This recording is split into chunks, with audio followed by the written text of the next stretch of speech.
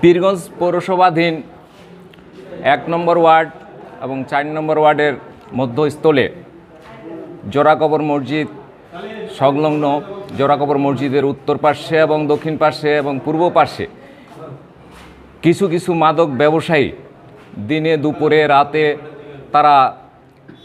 নির্দ্বিধায় ব্যবসা বাণিজ্য করতেছে। তাদের কাছে ইয়াবা,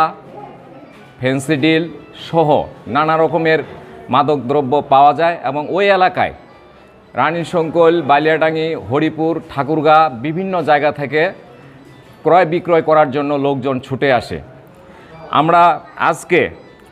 এলাকাবাসীর পক্ষে সেখানকার যুব সমাজ এবং যুবক ছেলেপেলেরা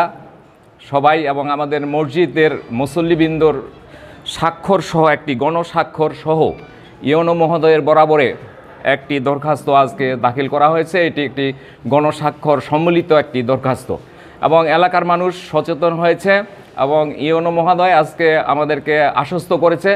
যে যদি আমরা তাদেরকে ধরে দিতে পারি এবং খবর দিই এবং যথাযথ ব্যবস্থা উনি নেবে এবং আমাদেরকে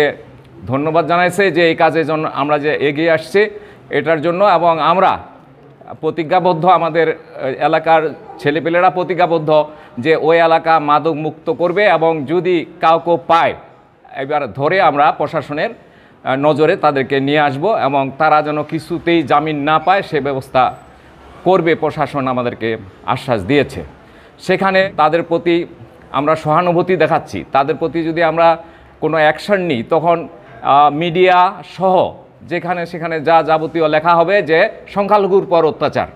হ্যাঁ, এইটা চিন্তা করে আমরা তাদের নিজেরাই আমরা আইন হাতে তুলে নিতে চাই না। আমরা প্রশাসনের সহযোগিতা চাই এবং আমরা আশা করি আমরা ইউনো মহোদয়ের যে আশ্বস্ত আমাদেরকে করেছে এরপরে ওই এলাকাটি আমরা মানে একটা শান্তিপূর্ণ এলাকা হবে এবং মাদক মুক্ত এলাকা হবে, এই প্রচেষ্টা আমাদের আছে। এবং মিডিয়াকে অনুরোধ করব যেন আপনারাও এই বিষয়টি একটু ভালো ভূমিকা রাখেন এবং ওই এলাকাটার প্রতি প্রশাসনের যেন নজর থাকে এবং আমাদের থানা পুলিশ ওই এলাকায় যদি টহল দেয়